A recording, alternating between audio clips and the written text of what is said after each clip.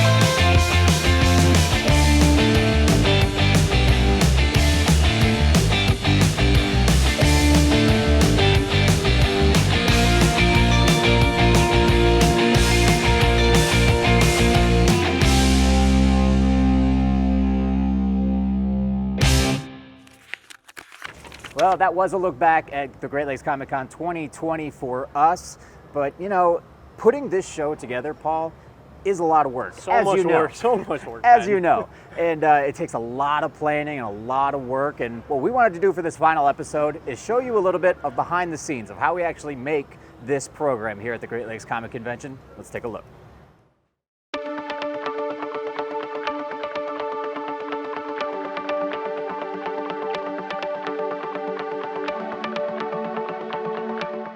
My name is Paul Smith, and on TV Warren's coverage of the Great Lakes Comic Convention, I am host, producer, writer, camera operator, utility, editor. Basically, if there was a box, it would be all the above.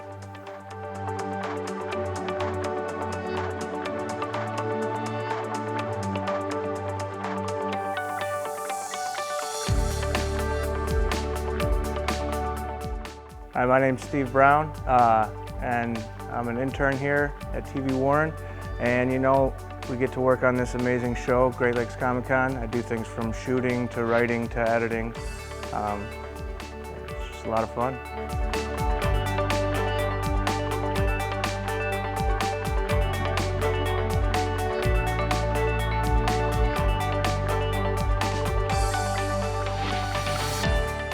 Hi, I'm Ben Smith. I am a producer, on-air host, and editor, along with just the resident geek in the group, I think. The comic fan in the group.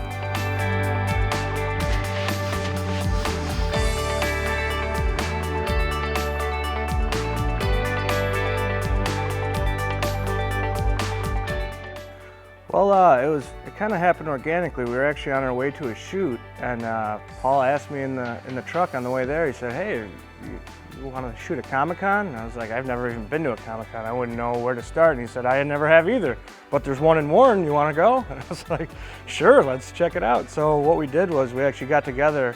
This must have been 6 or 7 months ahead of time. We started getting together twice a month, and then eventually once a week, every week, and just went over what was there, what could we possibly do, because we really didn't have any structure. We just decided, hey, we know there's going to be people there, there's going to be guests there, like let's try to get a couple interviews and let's try to talk to some of the people and vendors, and I think we could make something cool. and then it turned into what it's become today, and I'm just glad to be a part of it. So I give Paul and Steve like all the credit because they came to me and were like, hey, we have this idea to cover Comic-Con. They were gonna do it for themselves, but they're like, it's in Warren, so why not do it at work? And so once they had kind of figured it out, he came to me and was like, would you want to host this? And I'm like, yeah, or co-host it with Paul. And I was like, absolutely. And basically, me, Steve, Ben, and a couple interns, Jeff Shanks and Eddie Christensen, I got those guys there, rounded them up, and we went to Macomb Community College and covered it in 2017 for the first year. So our pre-production is extensive. We're probably, maybe there's like 2 months maybe where we aren't talking about it, or we aren't coming up with, we're just spitballing ideas or anything like that. There's probably only 2 months of the year where we don't pre-produce this. So yeah, we need to have, and that's a big responsibility because everyone has to be on their game at every moment over those 2 days. They're like 2 12-hour days or something, and everyone has to be kind of on their game the whole time. So we pre-produce months and months out just to make sure that everyone is on task and everyone knows what they're doing. Because if they don't get it, we don't have it. So yeah, pre-production is huge on this show in particular. So now it comes down to the day of. So we get to TV Warren at about 10 to 11 o'clock. We load up the van. We get all the equipment. We got it all ready the night before. We load up the van. We drive on down the 12 Mile in Hayes, and we show up to Macomb Community College Expo Center. We get there, the whole crew shows up. There's 9, 10 of us. We're getting ready, we're grabbing stuff out of the van. It looks like an assembly line. We're just going back and forth into the building and we're bringing stuff in. So then we get this 10 by 20 space. We're like, all right, now let's turn this is our canvas. Now let's turn this into a piece of art, which is our set. We build the set, we put the TV down, we put the lights up, the cameras, the chairs. And then that's setting up for, around 3:30, 4 o'clock is when all the guests start to show up. Well, if they have enough people to do the interviews, because the interviews are something we try to knock out right away, I usually either go start getting B-roll, or if I'm lucky enough, I'll have a floor reporter. Usually it's Megan or Nick, and we get to go out and start talking to the people. And then after that, the event starts at 5 o'clock, and now it's time just to go out, shoot footage, get all of our packages, Warren vendors, what's at your booth, meet the creators. So basically anything that we had pre-planned. Usually for me, I like to shoot as much as I can on that first day and then use the second day for B-roll and kind of filling in the gaps. And then yeah, we're there shooting our stuff until about, 8 or 9 on the first day. And then we're done by, we're completely gone for the day around 10.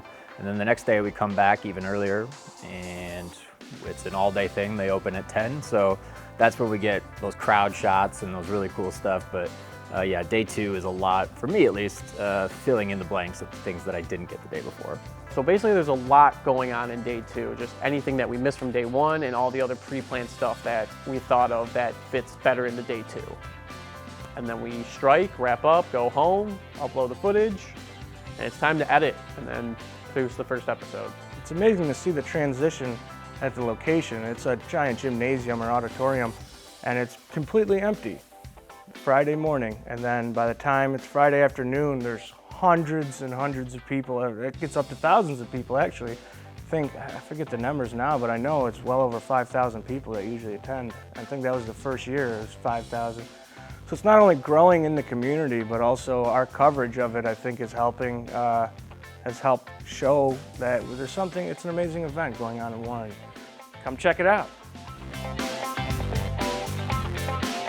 The success that's come from it has been pretty amazing. I mean, winning the communicator awards that we've won in the years that we've entered it, the AVA awards, the videographer award is probably the biggest one, because I like to think that if we didn't win that first videographer award for excellence or whatever it was, that we probably wouldn't have made this show again.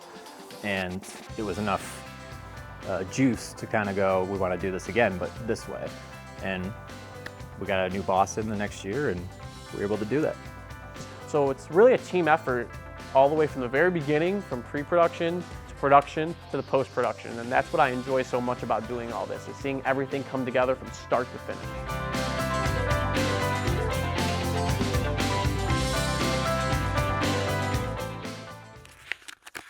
So now all you fans at home that ever wondered how we put on this event or ever wanted to put on your own television show, that's kind of how we did it, but there's a lot more that goes to it. So Ben, when we come back, we're going to be joined by our two floor reporters that discuss all of our favorite moments from the Great Lakes Comic Convention. We'll be right back.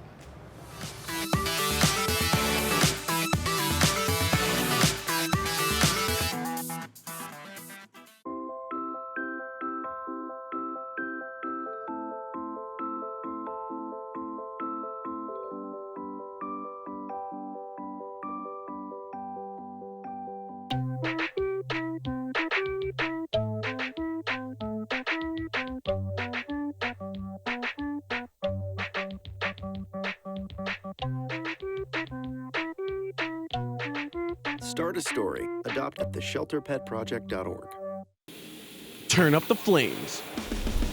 Catch all new episodes of Cooking with Fire with the Warren Fire Department. Each month, TV Warren will feature a member of the Warren Fire Department sharing their unique firehouse recipes. You won't want to miss their creative and delicious meals.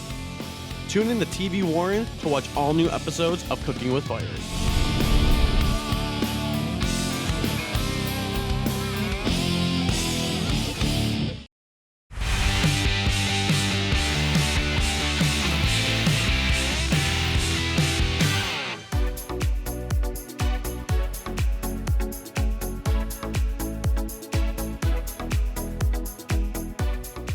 Welcome back to TV Warren's coverage of the Great Lakes Comic Convention. It is winding down, and we would have not been able to do it if it wasn't for these two, Nick Candela and Megan Price. Thanks for joining us on set. Thanks for letting us be here. Absolutely. No, pleasure's all mine, trust me. Cool. So Nick, you had your eyes and ears on the Comic-Con floor. Yeah. What was your favorite moment over these past 2 days? Oh man, just to pick a single moment is really hard. There's a lot of new things here this year.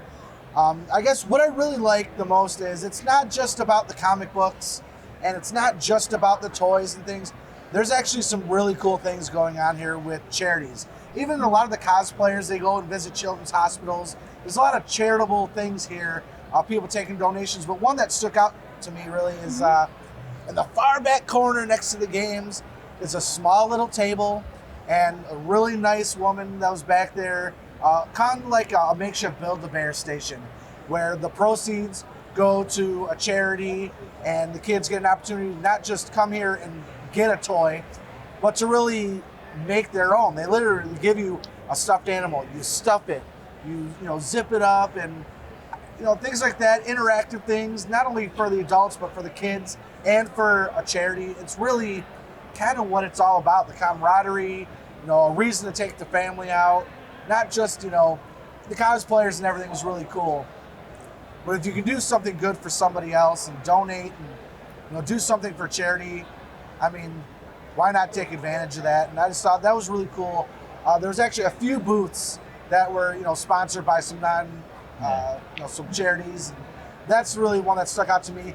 She kind of gave some stuff for free to me and my daughter too. So shout out to that. But, just doing something nice for somebody else anytime you have the opportunity was really something that stood out to me this year. No, that's what Mike always preaches about the show. It is that kind of family community, right. It is that give back to one another, and it's really nice that, that's the kind of environment that we're dealing with here. Yeah. It's a really good point, Paul. Now, Ben, I know you were as busy as anybody else out here, if not a little bit busier probably than some of us, more than others. What is something that you saw that really caught your mind? You've been out there 4 years now. Yeah. You've seen a lot, you've done a lot of things. What stood out? Well, this year was interesting because, I think I can call it that I'm the resident comic geek here. That's I think I can say that's it for Yeah. everybody. Okay. Yeah. So I grew up reading the work of Jim Starlin, and he was here. So to be able to sit down with him and talk with him, we talked for about 15, 20 minutes. And, and I found out that, he's born and raised here in Detroit, grew up in Berkeley, which is actually, we figured out that we live about 2 to 3 miles apart, or where he grew up to where I live now is about 2 to 3 miles. So, I mean, that was weird. But this is the guy, if you've seen any of the Avengers movies, you'll know he created the character Thanos from the comics. And he created the Snap storyline that we saw, the Avengers Infinity War. So one of the biggest movies of all time came from his creative work back in the 80s and 90s. So for me, it was pretty mind-blowing to just shake his hand and be in the same room with them. So that was it for me. You know, each and every year I meet somebody that I think back to my childhood and go, yes.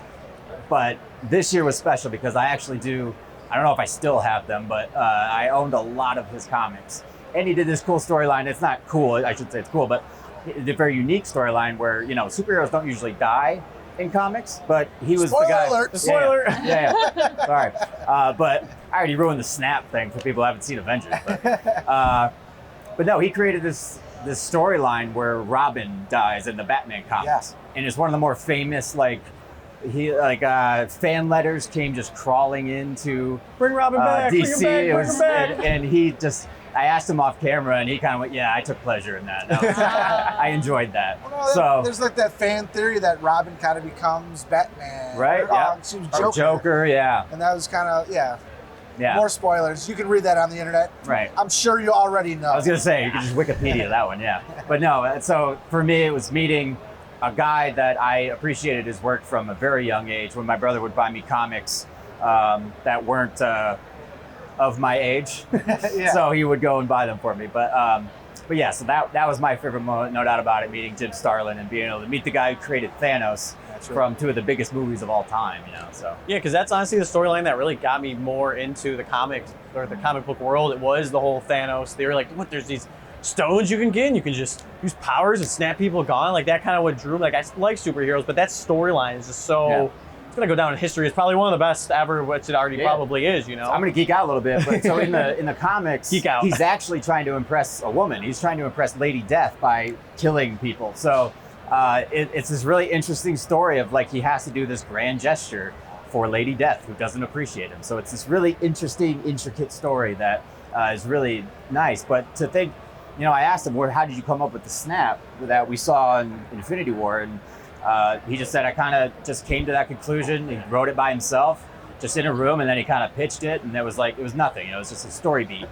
But it turned to this thing, you know, on the level of like, Luke, I am your father, or, you know, what's in the box from Seven, or, you know, like those lines. So, yeah, so it was incredible. I mean, this event is just insane. So to be able to meet childhood heroes of mine is just mind-blowing every year. Yeah.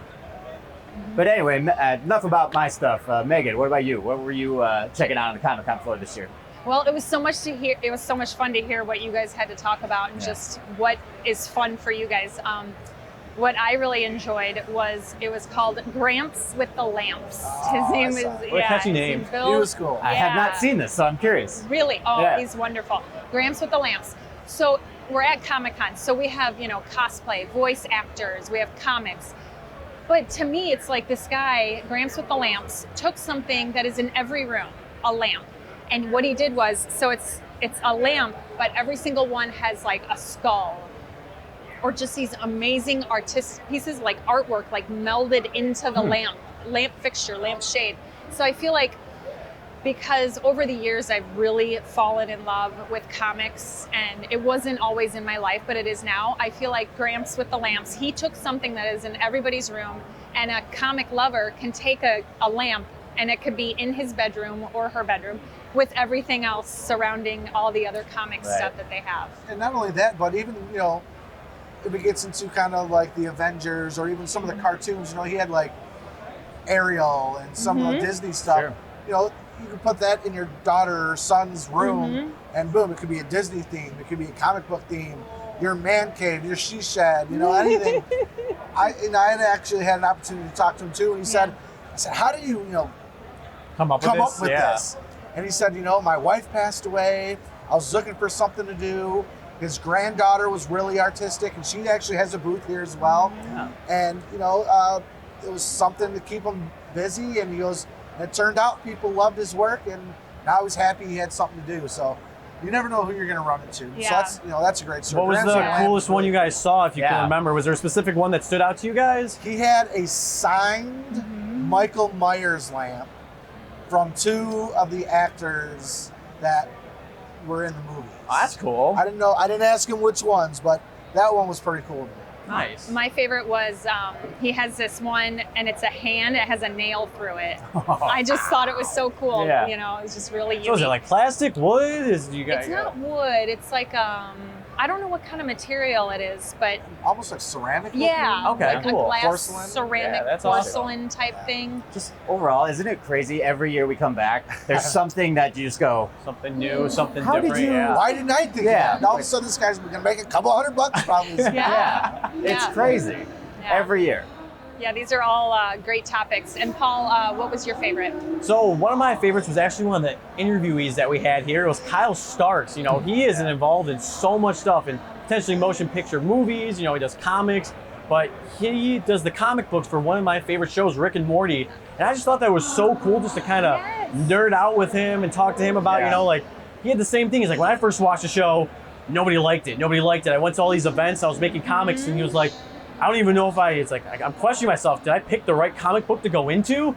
And then a year later, you know, he's like, I went to an event. Within an hour, every single one of my comics was gone. I was supposed to be there for 3 days. Everything was gone. So he's like, well, you know, I guess this was the right decision, you know? And now, you know, it's one of the most popular TV shows on television. And I think he said it's going to go up to like 60 more comics or up to 60 episodes or There are 60 70 books. episodes. Yeah. They re-upped them for 70 total episodes, which is unheard of in Yeah. television. It's normally Especially a for a season. cartoon. Yeah, it's normally Yeah. a season of like 20-something episodes, but they were like, hey, for a few years, go do your thing, you know? Yeah, because it was cool just talking to him, because I was telling people, I'm like, hey, watch the show, and everyone's like, the show sucks, you know, I'm not watching it. I'm like, no, I'm telling you it's great. They're like, no, it's not. And a year later, like, dude, Rick and Morty, you're right. I'm like, yeah. I know, you know. Is Imagine it that. true? Is it true though that at the very beginning of that show it wasn't doing well and they were sort of unsure of Yeah, its there future? was, and then it just kind of blew up all of a sudden, you know, Yeah. everyone just started loving it. It turned into Yeah. like this, you know, and he even says, like, people come up to me and say, hey, you're Justin Rowland, who's the co-creator. He's like, no, I'm just, you know, the comic book guy who does the comic scenes. Like, so that's kind of a funny story. Yeah. Everyone thinks he's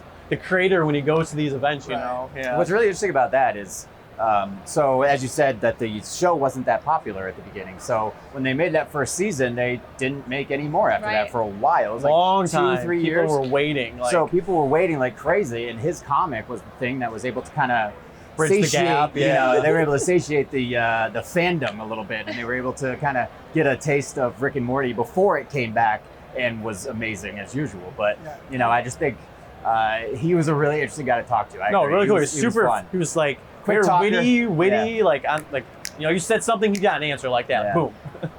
And didn't he say something about like Hulu helped out just a little bit too? Oh yeah, Hulu did help. yeah, It's yeah. like once it got on Hulu, it just kind of blew up Yeah, blew completely. up. Anyone can watch it whenever. Yeah. Yeah, exactly. Those streamers, you know. All right. That's our favorite moments. We have to thank Nick Candela and Megan Price for joining us once again this Thank year. you guys you. once again. So much fun. It's a long few days, but I'm glad we get to all hang out together and do this Yeah. show. But all right, well, once again, thanks to them. But when we come back, we're going to be closing things out here from the Great Lakes Comic Convention in 2020. So we'll be right back.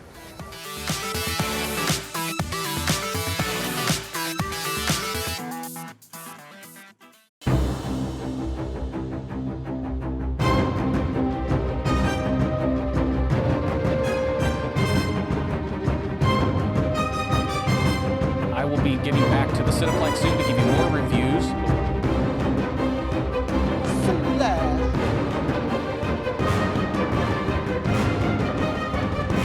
We have a great show lined up for you this time around.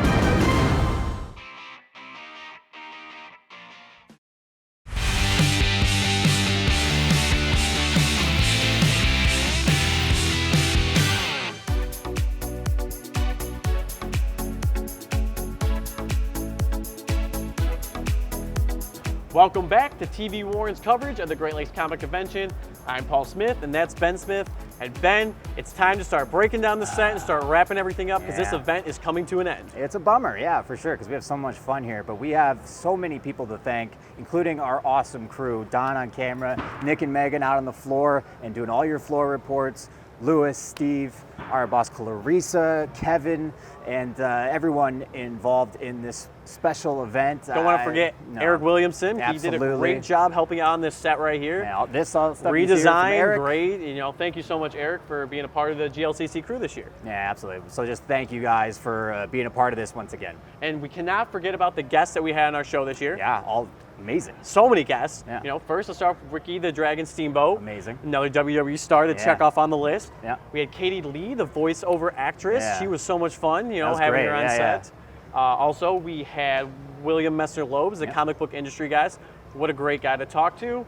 And we also have Kyle Starks, another comic book industry guest, actually author, potentially movie producer, and all that stuff. So, it's just, thank you so much, all you guys, for coming on set with us. It was, we had such a great time. Yeah, and also thank you to Jim Starlin as well for setting aside some time to talk to me separate from all this. Really appreciate you guys for doing that. And also, we have to thank again Mike DeSantis. We Yes. finally got him on the show this year, on set with us here. We did the behind the scenes with him. We got to talk to him in studio. Yep. Finally got him on set. I feel like he's almost like our fifth, the member of the show. He's fifth kind of member of there the all team. the time. Yeah. And also, once again, we got to thank our boss, Clarissa, for letting us put on the show. We thank you so much for all the photography that you did over the past couple days. Thank you so much for joining us. And Ben, I think it's about that time, right? That's it, folks. Thank you again for joining us here at the Great Lakes Comic Convention in 2020. We'll see him again in 2021. Yeah, we'll have to see you in 2021. Thanks again so much for watching. Once again, I'm Paul Smith. That's Ben Smith. And goodbye, everyone. Bye.